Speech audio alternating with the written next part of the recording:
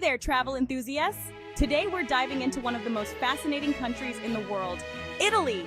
So grab your gelato and let's get started. Alright, let's kick things off with the big one, the OG, the one and only Colosseum. This place, man, it's more than just a pile of old rocks. Imagine 80,000 people packed in here, the roar of the crowd shaking the very foundations of Rome, as gladiators clashed in a dance of life and death. Lions, tigers, bears, they brought them all out here. Naval battles, you bet! They flooded the entire arena for that. Beneath the surface, the Colosseum hides a network of tunnels and chambers, a subterranean city where the real action unfolded. This is where gladiators prepared for battle, where animals were caged, where the machinery of death was meticulously maintained. It was a social hub, a melting pot of Roman society. Senators rubbed shoulders with shopkeepers, emperors watched alongside slaves. Today, the Colosseum stands as a reminder of a bygone era, a haunting yet exhilarating glimpse into the heart of the Roman Empire.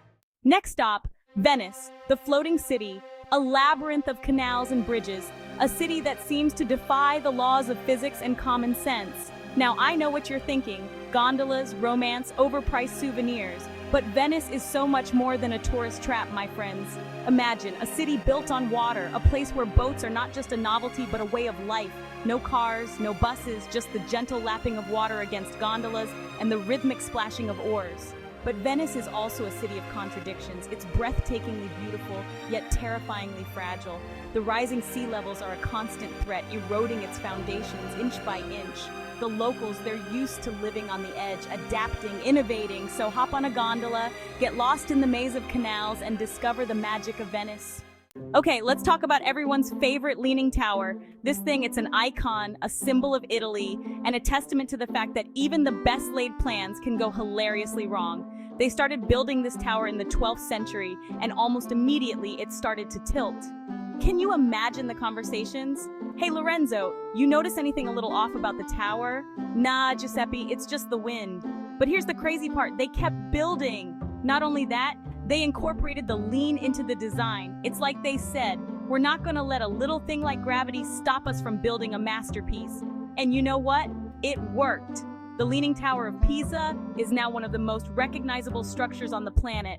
The tower itself is a masterpiece of Romanesque architecture with its intricate carvings, its delicate columns, and its stunning views of the city. So, next time you see a picture of the Leaning Tower of Pisa, don't just chuckle at its tilt. Take a moment to appreciate the history, the engineering, and the sheer audacity of it all. Alright, let's talk food, people. Because when it comes to cuisine, Italy is in a league of its own. Forget your Domino's and your SpaghettiOs. We're talking about the real deal. The kind of food that makes your taste buds sing and your soul happy. We're talking fresh pasta, handmade with love, coated in rich, flavorful sauces. We're talking pizza, cooked to perfection in wood-fired ovens with toppings that would make your mouth water just hearing about them. But Italian food is so much more than just pizza and pasta. Each region has its own unique culinary traditions, its own specialties, its own secrets passed down through generations. In the north, you've got creamy risottos, delicate ravioli, and hearty meat dishes. In the south, it's all about fresh seafood, spicy sausages, and sun-ripened tomatoes. So do yourself a favor and book that trip to Italy. Your taste buds will thank you.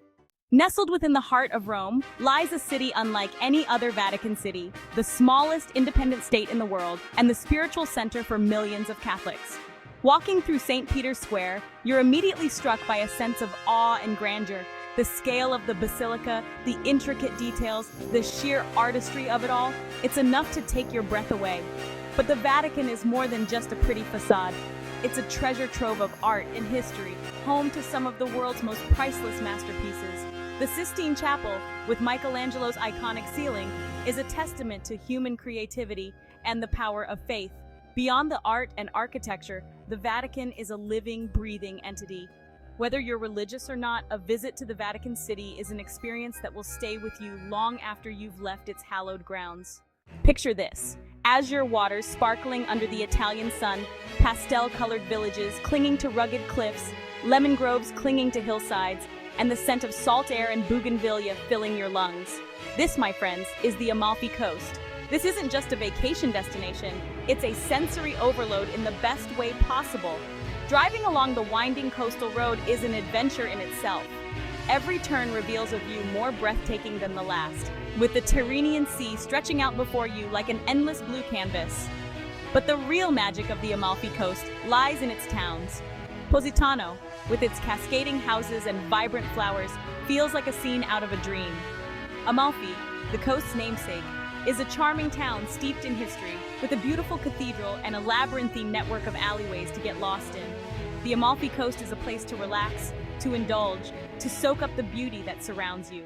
Florence, the birthplace of the Renaissance, a city that breathes art and history, a place where every cobblestone street and every frescoed ceiling whispers tales of artistic genius. Walking through Florence is like stepping into a living museum. The Duomo, with its iconic dome designed by Brunelleschi, dominates the skyline, a testament to the ingenuity of the Renaissance architects.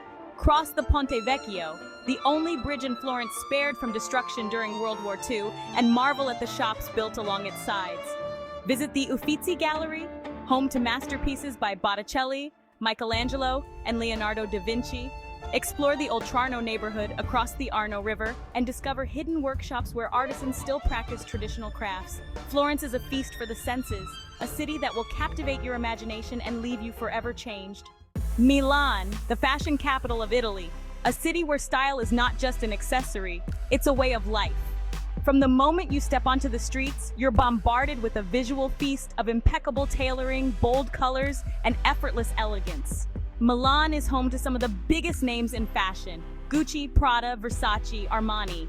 But Italian fashion is more than just designer labels. It's about an attitude, a confidence, a way of carrying yourself that exudes sophistication.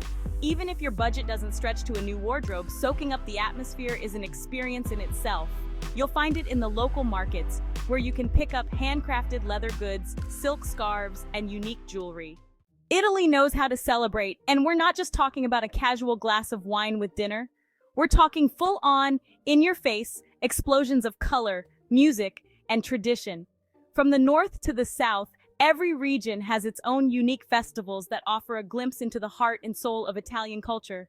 Let's start with Venice Carnival, a spectacle of elaborate masks, opulent costumes, and a healthy dose of mystery.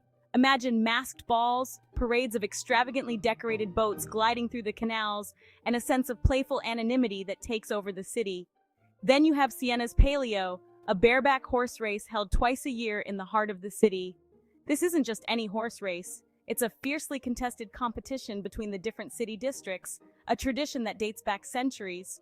Whether it's religious processions, food festivals, or historical reenactments, Italian festivals are a celebration of life, a chance to let loose and experience the true spirit of this passionate country.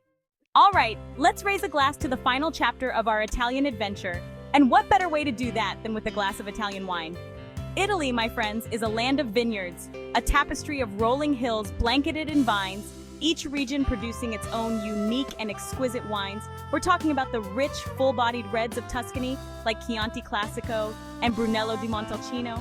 We're talking about the crisp, refreshing whites of the Veneto region, like Soave and Pinot Grigio. But Italian wine is more than just a drink, it's an experience. It's about visiting a family-run vineyard, meeting the winemakers and hearing their stories. It's about learning about the different grape varieties, the terroir, the process of turning grapes into liquid gold. So next time you're looking for a bottle of wine, skip the supermarket aisle and seek out a bottle from one of Italy's many wine regions. Your taste buds will thank you. Thanks for joining us on this journey through Italy. We've explored ancient ruins, navigated canals, marveled at art, indulged in delicious food, and even learned a thing or two about fashion and wine. If you enjoyed this video, don't forget to like, subscribe, and hit that notification bell so you never miss an adventure with Curios. Thank you for watching.